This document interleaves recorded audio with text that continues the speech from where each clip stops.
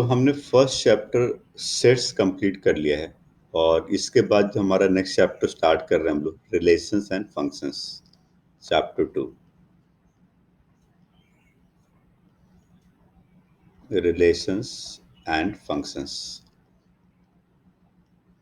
Relations and functions हमारे पास दो different topic है, बट इसको स्टार्ट करने से पहले हमें Cartesian product between two sets को जानना पड़ेगा। यदि आप relation and function class 11th का पढ़ रहे हो तो इसके पहले आपको चैप्टर 1 सेट्स के बारे में नॉलेज होनी चाहिए। यदि आपने सेट्स कंप्लीट कर लिया है तभी आप रिलेशन फंक्शन को स्टार्ट करें।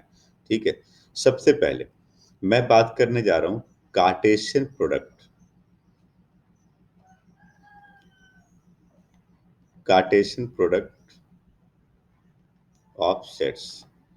देखिए, सेट्स के ऑपरेशन में हमने क्या क्या पढ़ा था? Union, intersection, subtraction and complement between two sets. तो हमने सेट्स का, दो सेट्स का यूनियन कैसे फाइंड करना है, उसका इंटरसेक्शन कैसे फाइंड करना है, उसको सब्ट्रैक्ट कैसे करना है, उसका कॉम्प्लीमेंट कैसे फाइंड करना है, इन सब चीजों के बारे में बात की थी।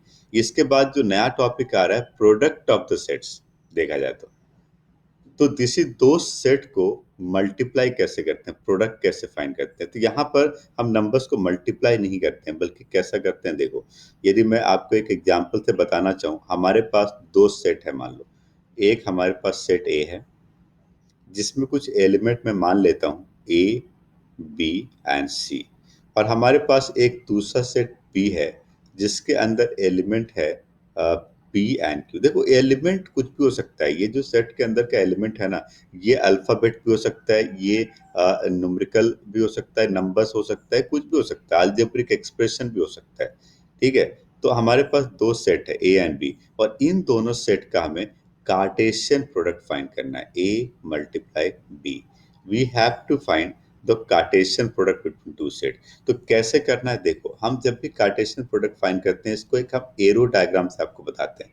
This is called arrow diagram. हमारे पास दो सेट है, एक सेट ए है और एक सेट बी है। एक सेट ए के अंदर जो एलिमेंट्स है हमारे पास ए, बी एंड सी है, एंड सेट बी के जो अंदर एलिमेंट है वो पी एंड क्यू है। ठीक है, अब यदि हम इन दोनों को मल्टीप्लाई कर रहे हैं तो मल्टीप्लाई नहीं करते यहाँ पे, बल्कि यहाँ पे हमें इसको ऑर्डर्ड पेयर्स के फॉर्म में लिखना है। कैसे? तो सबसे पहले ए का रिलेशन पी के साथ है, ए पी, फिर ए क्यू। जितने भी पॉसिबल ऑर्डर पेयर्स बनेंगे उन सबको यहाँ पे लिखना है। ठीक है, तो आप यहाँ पे जब ए मल्टीप्लाई बी लिखोगे तो इसके जितने भी एलिमेंट्स हैं उन सभी एलिमेंट्स को ऑर्डर्ड पेयर्स के फॉर्म में लिखोगे। ऑर्डर्ड पेयर्स क्या होता है? ऑर्डर्ड पेयर्स को स्मॉल ब्रैकेट के अंदर हम कॉमा से सेपरेट करते हैं। तो सबसे पहला एलिमेंट हमारा बन रहा था ए कॉमा पी, ये हमारा फर्स्ट ऑर्डर पेयर बना। फिर बना ए कॉमा क्यू, ये दूसरा ऑर्डर। ये डिफरेंट एलिमेंट्स बन रहे हैं। फर्स्ट एलिमेंट क्या है? A P, second element A Q. इसी तरह से पहले ए के साथ दोनों का रिलेशन में फाइंड किया, फिर B P and B Q. तो और दो एलिमेंट यहाँ पे क्या आ गया? बी पी, और क्या आ गया?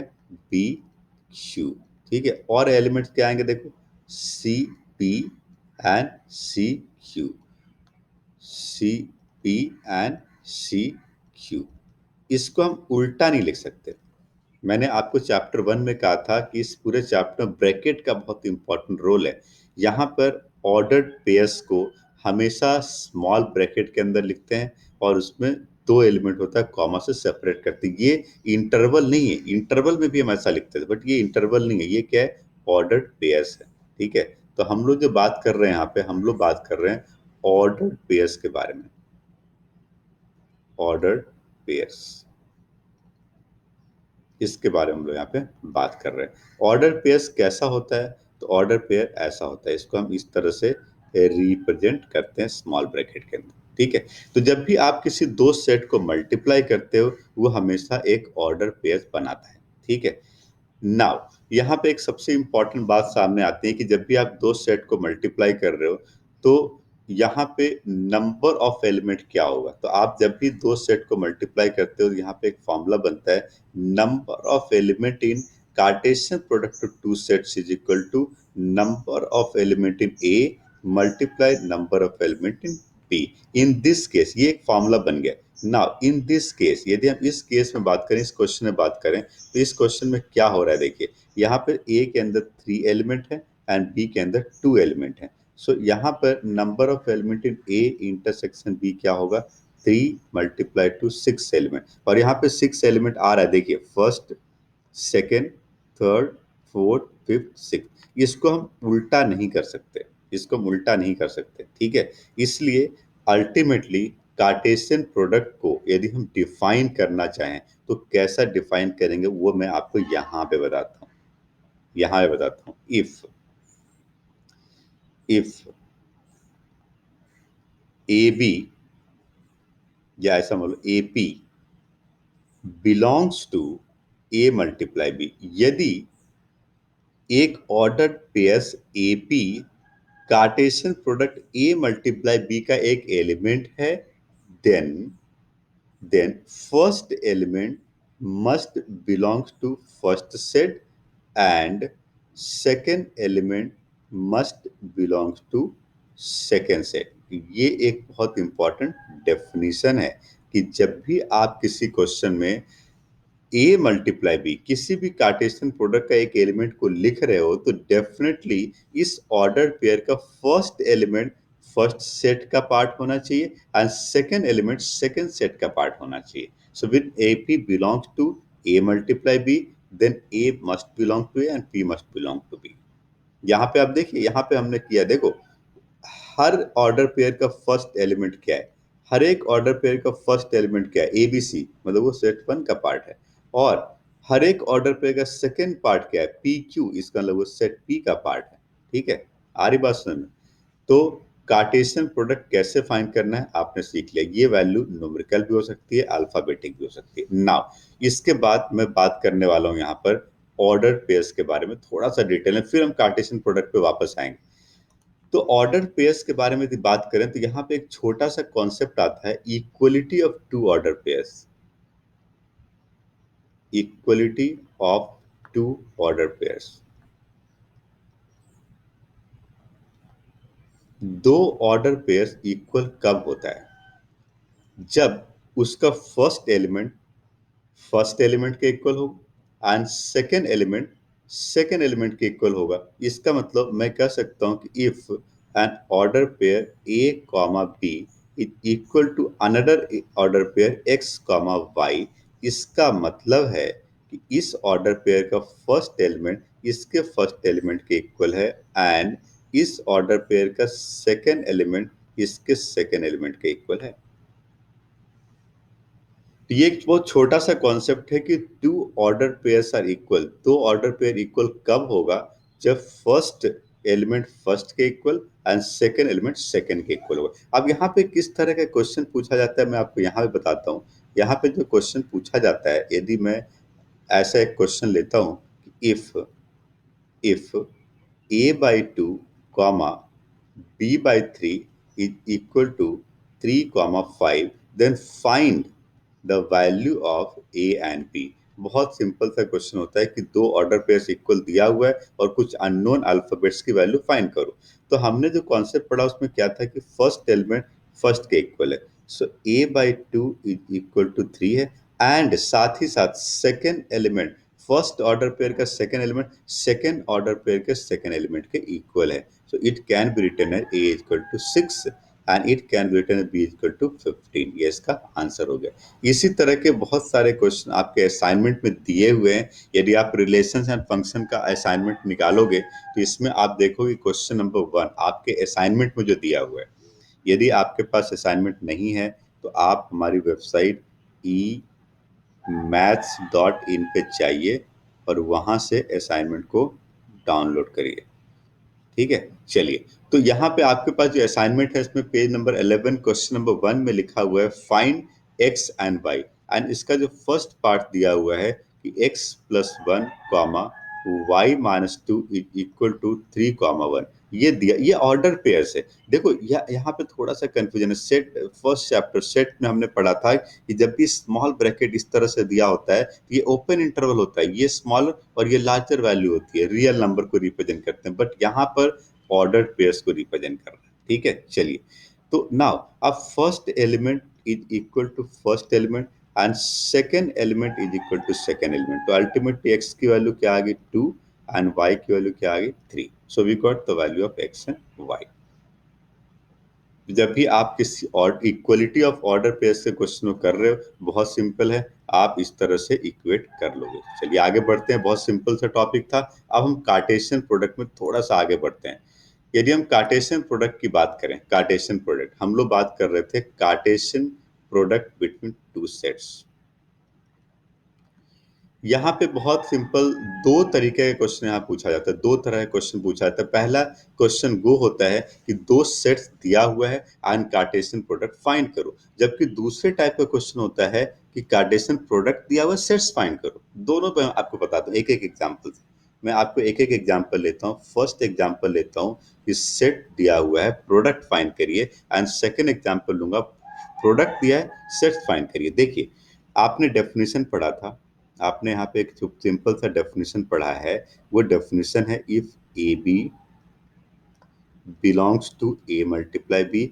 एक order pair A B Cartesian product A multiply B का एक पार्ट है, so therefore A belong to set A and B belong to set B. ये हमारा डेफिनेशन, बस इसको ध्यान में रखना है और इस डेफिनेशन के अकॉर्डिंग हम सभी क्वेश्चन को कर लेंगे। चलिए हमारे पास एक क्वेश्चन लिखा है सबसे पहले, जिसपे लिखा है set A is equal to 1 2 and find the value of A multiply. तो इसका मतलब हमें क्या करना है, सेट 1 2 का कार्टेशियन प्रोडक्ट 1 2 के साथ ही करना है। हमें हमें अब इसको ए स्क्वायर नहीं लिख सकते, ए स्क्वायर अलग चीज है। हम ए मल्टीप्लाई बी, ये जो मल्टीप्लाई का सिंबल है ये कार्टेशियन प्रोडक्ट के लिए। अब इन दोनों का हम प्रोडक्ट फाइंड करेंगे। तो यहाँ पे 2 एलिमेंट, यहाँ पे 2 एलिमेंट, तो number of element in A multiply कितना होगा 4।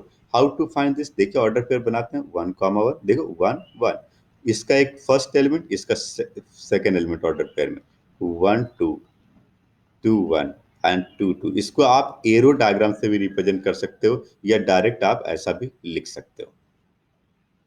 तो आपने देखा कार्टेशियन प्रोडक्ट। इसी में यदि दो सेट दिया रहता है कि एक सेट P है जिसके अंदर का एलिमेंट है 1 2 3 और एक सेट Q है जिसके अंदर एक ही एलिमेंट है 4, और यदि आप P मल्टीप्लाई Q फाइंड करोगे तो क्या बनेगा, तो क्या बनेगा 1 4, देखो 1 4, और क्या बनेगा 2 4, ठीक है, और क्या बनेगा 3 4, देख रहे हो ये P मल्टीप्लाई Q बन गया। इस तरह से आप दो सेट को उल्टा नहीं कर सकते, ये 4 1 नहीं हो सकता, ये बिल्कुल गलत है। मैंने कहा इक्वलिटी ऑफ ऑर्डर पेयर में दो ऑर्डर पेयर इक्वल कब होगा, जब फर्स्ट एलिमेंट फर्स्ट के इक्वल, सेकंड एलिमेंट सेकंड के इक्वल। यदि आप ये सोच रहे हो कि 1 4 एंड 4 1 एक ही बात है, तो ये आप बिल्कुल गलत सोच रहे हो। ऐसा दो ऑर्डर पेयर इक्वल नहीं हो सकता, क्योंकि फर्स्ट फर्स्ट के इक्वल का है नहीं, है ना, उल्टा हो गया, ये पॉसिबल नहीं है। तो ऑर्डर पेयर्स को इक्वल होने के लिए फर्स्ट फर्स्ट के इक्वल, सेकंड सेकंड के इक्वल होना। इसलिए जब भी आप ऑर्डर पेयर को लिख रहे हो, जब भी आप कार्टेशियन प्रोडक्ट को लिख रहे हो, तो ऑर्डर पेयर का फर्स्ट एलिमेंट फर्स्ट सेट में से होना चाहिए और सेकंड एलिमेंट सेकंड सेट में से होना चाहिए। ठीक है, इस तरह से हम कार्टेशियन प्रोडक्ट फाइंड करेंगे। अब इसमें उल्टा दूसरे तरफ से चलते हैं। एक कार्टेशियन प्रोडक्ट दिया हुआ है और सेट फाइंड करो, कैसे, देखो हमारे पास एक कार्टेशियन प्रोडक्ट दिया है ए मल्टीप्लाई बी, जिसके अंदर लिखा हुआ है A B comma C D comma A D comma C B, ऐसा दिया हुआ है। ठीक है, और कहा जा रहा है कि सेट ए एंड बी क्या है बताओ। तो क्या करोगे, देखो मैंने डेफिनेशन यहाँ पे क्या कहा था, हमने कहा था देखो इस तरह से लिखना है इसको, A B belongs to A multiply B. चूंकि हमें पता है कि ए बी जो है वो ए मल्टीप्लाई बी का पार्ट है, सो इसका first element belong to set A and second element belong to set B. Similarly second element को उठाओ, सी डी को उठाओ, C D second, C D belong to A multiply B. इसका इसका इस ऑर्डर पेयर का first element क्या है C, that belong to set A, and इसका सेकेंड एलिमेंट क्या है D, that belong to set B. उसी तरह से एडी की बात करें, A D A D belongs to A multiply B, तो क्या होगा A belongs to A and D belong to set B. हमारी बात समझ में, जितने भी एलिमेंट फर्स्ट लिया हमने, सेकंड थर्ड या फोर्थ लेते हैं, C B belong to A multiply, ये सब ए मल्टीप्लाई बी का पार्ट है। इस ऑर्डर पर का first element belong to first set हो जाएगा and second element belong to second set हो जाएगा। आप देखो सेट ए के अंदर क्या क्या एलिमेंट है, A belong to A, C belong to A, A belong to A, C belong to A. So ultimately set A की वैल्यू क्या आ गई, ए सी, दो एलिमेंट है। बी बिलोंग टू क्या है, B belong to set B, D belong to set B, D belong to set B, B belong to set B. तो set B के अंदर एलिमेंट्स क्या आ गए, बी एंड टी। उल्टा था क्वेश्चन ये कि सेट कार्टेशियन प्रोडक्ट दिया हुआ सेट पता करो, मतलब यदि set A A C and set B B D होता तो इसका कार्टेशियन प्रोडक्ट ऐसा होता। कई बार ऐसा भी क्वेश्चन आता है कि इस कार्टेशियन प्रोडक्ट ये सारे एलिमेंट नहीं दिए, कुछ एलिमेंट दिए हुए, आइडिया सेम है। ये जो कॉन्सेप्ट मैंने आपको बताया लिखने का तरीका, ऐसा आपको लिखना है और इस तरह से हमें सेट पता करना है। तो ये डेफिनेशन है जो सबसे इंपॉर्टेंट है, जो हमेशा याद रखना है कि when you have a an order pairs, so you can say in that order pair first element will be the part of the first set and second element will be the part of the second set। ठीक है, अब मैं कुछ different question आपके assignment से लूंगा, फिर हम आगे बढ़ेंगे। हम लोग जो टॉपिक पढ़ रहे हैं इसका नाम है Cartesian product between two sets. चलिए अब असाइनमेंट पे आइए। हाँ, अब असाइनमेंट पे जो हमारे पास क्वेश्चन है, अब यहाँ पे हम कुछ क्वेश्चन को लेते हैं। जैसे सबसे पहले हम यदि क्वेश्चन नंबर 6 को लेते हैं, यहाँ पर क्वेश्चन नंबर 6, इसमें क्या लिखा है देखो, पढ़ो। इसमें लिखा हुआ है let A 1 2 B 1 2 3 4 C 5 6 and D 5 6 7 8। ठीक है, चलिए verify that A multiply C, A multiply C is subset of B multiply D. तो यहां पे आपको दो चीजें पता करनी है, A multiply C and B multiply D. अब ये सबसेट का मतलब क्या होता है, हमने क्या डेफिनेशन पढ़ा था सबसेट का, हमने पढ़ा था if A is subset of B, then every element of A included in B। इसका मतलब यहाँ पे A मल्टीप्लाई C का सारा एलिमेंट B मल्टीप्लाई D में होना चाहिए। यदि ऐसा हुआ तो सबसेट होगा। चलिए A मल्टीप्लाई C को फाइंड करते हैं। A और C देखिए यहाँ पर आप सेट को क्या क्या बनेगा, 1 5 1 6 2 5 2 6। हमने आपको कहा था number of element in A multiply C, number of element in A multiply number of element in C. यहाँ पे 2 2 एलिमेंट आ गया। ठीक है, चलिए बी मल्टीप्लाई डी, 4 4 जो 16 एलिमेंट्स आएंगे, करिए फटाफट। 1 5, देख रहे हो, देख रहे हो, 1 के साथ 5 6 7 8 को लेंगे। 1 5 1 6 1 7 1 8, फिर 2 के साथ 2 5 2 6 2 7 एंड 2 8, फिर 3 के साथ 3 5 3 6 3 7 3 8, फिर 4 के साथ 4 5 4 6 4 7 4 8। अब तक आपको कार्टेशियन प्रोडक्ट फाइंड करना आ गया है, कोई प्रॉब्लम नहीं। अब आप देखिए क्वेश्चन में प्रूव करना है कि A multiply C should be the subset of B multiply D. इसका मतलब ए मल्टीप्लाई सी का सारा एलिमेंट बी मल्टीप्लाई डी में होना चाहिए। चेक करिए क्या ऐसा है, ए मल्टीप्लाई बी का सारा एलिमेंट, सॉरी ए मल्टीप्लाई सी के सभी एलिमेंट बी मल्टीप्लाई डी में है। चेक करिए, चेक करिए, कंपेयर करिए। सबसे पहले 1 5, यहाँ भी 1 5 है, 1 6, यहाँ भी 1 6 है, 2 5, यहाँ भी 2 5 एंड 2 6, यहाँ भी 2 6 है। ए मल्टीप्लाई सी के सारे एलिमेंट बी मल्टीप्लाई डी में, इसलिए हम कह सकते हैं कि A multiply C is subset of B multiply D. आ रही बात सुन, ए मल्टीप्लाई सी के सारे एलिमेंट्स। अब देखो ये एक ऑर्डर पेयर ने एक एलिमेंट कंसीडर किया था, इसको 1 5 अलग अलग दो एलिमेंट नहीं, एक ही एलिमेंट है। 1 5 इज अ सिंगल एलिमेंट। तो ऑर्डर पेयर्स एक एलिमेंट होता है। ठीक है, इस तरह से आपको चेक कर, बहुत सिंपल क्वेश्चन था। अब इसमें कार्टेशियन प्रोडक्ट में सबसेट का क्वेश्चन हमने किया, इसी में यूनियन इंटरसेक्शन का क्वेश्चन भी आ सकता है। वो कैसा होगा, एक एग्जांपल से देखिए। यदि आपसे एक क्वेश्चन पूछा जाए इस तरह का, जैसे क्वेश्चन 4 को आप देख रहे हो, मैं आपको फर्स्ट पार्ट करके बताता हूँ, बाकी आप कर लोगे। इसमें लिखा है set A is equal to 1 2 3, set B is equal to 2 3 4 and set C is equal to 4 5 ऐसा दिया हुआ लिखा है फर्स्ट क्वेश्चन में कि वेरीफाई करो A multiply B intersection C is equal to A multiply B intersection A multiply C. बड़े ध्यान से सुनिए, यदि आप इसको समझ गए तो इस तरह के सारे क्वेश्चन आप कर लोगे। यदि हम लेफ्ट हैंड साइड की बात करें, ए मल्टीप्लाई बी इंटरसेक्शन सी, पहले हम ब्रैकेट को सॉल्व करते हैं। ए क्या है, 1 2 3 है, ठीक है। मल्टीप्लाई बी इंटरसेक्शन सी, पहले आप इन दोनों का इंटरसेक्शन फाइंड करिए। बी इंटरसेक्शन सी क्या है, देखिए इन दोनों में कॉमन क्या है, 4, ये आ गया B intersection C. Now we have to find the Cartesian product between the two set. Order pairs बनेंगे 1 4 2 4 एंड 3 4 बन गया, ऑर्डर पेयर बन गया। ये हमारा लेफ्ट हैंड साइड हो गया। राइट हैंड साइड में हमारे पास क्या, देखिए A multiply B intersection A multiply C. तो अब हम कार्टेशियन प्रोडक्ट फाइंड करेंगे। पहले ब्रैकेट को करना है, A multiply B, A and B का कार्टेशियन प्रोडक्ट करो।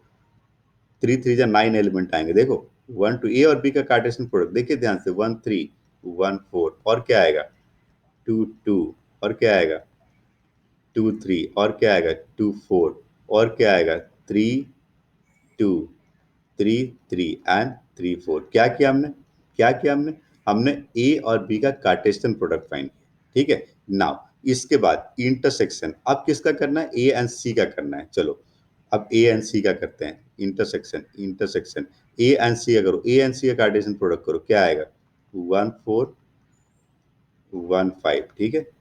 फिर 2 4 2 5, फिर क्या आएगा 3 4 एंड 3 5। हमने कार्टेशियन प्रोडक्ट ए एंड सी का किया।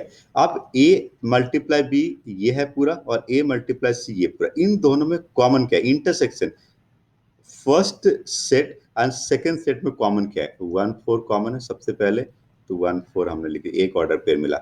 और ऑर्डर पेयर ढूंढिए 2 4, ये ऑर्डर पेयर भी दोनों में आ रहा है, इसको भी लेते हैं 2 4। और कौन सा है जी 3 4, 3 4 भी दोनों में। तो ये तीन एलिमेंट्स इन दोनों ही सेट में, दोनों ही कार्टेशियन प्रोडक्ट में कॉमन है। This is right hand side. अब लेफ्ट हैंड साइड और राइट हैंड साइड इक्वल हो गया, so LHS is equal to RHS। आपको पता चल गया कि दो कार्टेशियन प्रोडक्ट का इंटरसेक्शन कैसे फाइंड करना है, यूनियन भी कैसे फाइंड करना है आपको पता है। यूनियन, इंटरसेक्शन, सब्ट्रैक्शन, इसके ऊपर यदि क्वेश्चन कार्टेशियन प्रोडक्ट में पूछे जाते हैं तो आप कर सकते हो, ठीक है। अब इसमें जो एक और इम्पॉर्टेंट पार्ट मैं आपको बताने जा रहा हूँ, ये है नंबर ऑफ एलिमेंट्स के ऊपर, ठीक है। जैसे यदि मैं कुछ क्वेश्चन लेता हूँ, यदि मैं क्वेश्चन नंबर 10 की बात करता हूँ, very important question, this is very important question. बहुत सिंपल सा क्वेश्चन है, आप सुनिए इसको। लिखा हुआ है A and B with two sets such that number of element in A is 3 and number of element in B is 2। एक सेट ए के अंदर 3 एलिमेंट हैं, सेट बी के अंदर 2 एलिमेंट हैं। और लिखा हुआ है कि ए मल्टीप्लाई बी के अंदर का जो कुछ एलिमेंट है वो ऐसा है, x, 1 y, 2 एंड z, 1। और भी बहुत सारे एलिमेंट हो सकते हैं, बट ये 3 एलिमेंट लिखा हुआ है कि if x1 y2 and z1 are in a multiply b, find a and b। मैंने आपको डेफिनेशन से बताया था, जब भी किसी क्वेश्चन में प्रोडक्ट के कुछ एलिमेंट्स दिए हुए हैं या पूरा प्रोडक्ट दिया हुआ है, how to find the sets. तो सबसे पहले आप डेफिनेशन में जाओगे, आप कहोगे x, 1 belongs to a multiply b। x, 1 जो ऑर्डर पेयर है वो a मल्टीप्लाई b का पार्ट है। इसका मतलब इस ऑर्डर पेयर का फर्स्ट एलिमेंट फर्स्ट सेट का पार्ट होगा and second element second set का पार्ट होगा। इसी तरह से सेकेंड y2 को लेते हैं, since y2 belongs to a multiply b, since y2 belong to a multiply b, so y belong to set a and 2 belong to set b। उसी तरह तीसरा z1 को लो, z1 z1 belongs to a multiply b, so इसका मतलब z belong to set a and 1 belong to set b। अब इन सबको देखते हुए आपको पता चल गया कि सेट ए के अंदर क्या क्या एलिमेंट है, x y z. So set A can be written as x y और जेड। ये बात पहले से दिया था कि ए के अंदर 3 एलिमेंट हैं, वेरीफाई कर लो, यहाँ से 3 एलिमेंट मिल गया हमें। एंड सेट बी के अंदर क्या क्या एलिमेंट होंगे, 1 2 1 तो 1 2 हो गया सिर्फ। एक एलिमेंट दोबारा रिपीट नहीं करना है, और इसके अंदर कितने एलिमेंट होने चाहिए थे, 2, so we verified with the number, so we got set A and set B.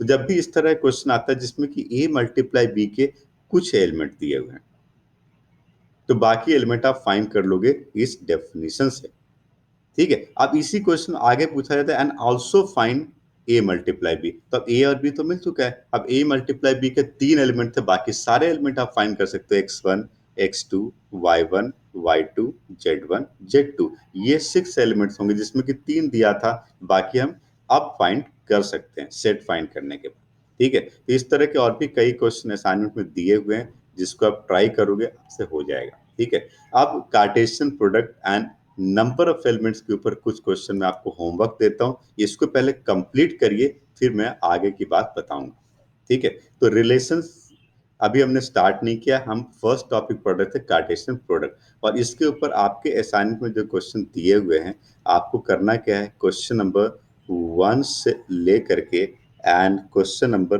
15 तक इन सभी क्वेश्चन को जरूर ट्राई करिए, और जो भी डाउट है आप मुझे व्हाट्सएप करिए 9476080120 पे। इस होमवर्क को कंप्लीट करने के बाद आप नेक्स्ट वीडियो लेक्चर पे आएंगे, जिसमें मैं आपको रिलेशंस के बारे में बताऊंगा।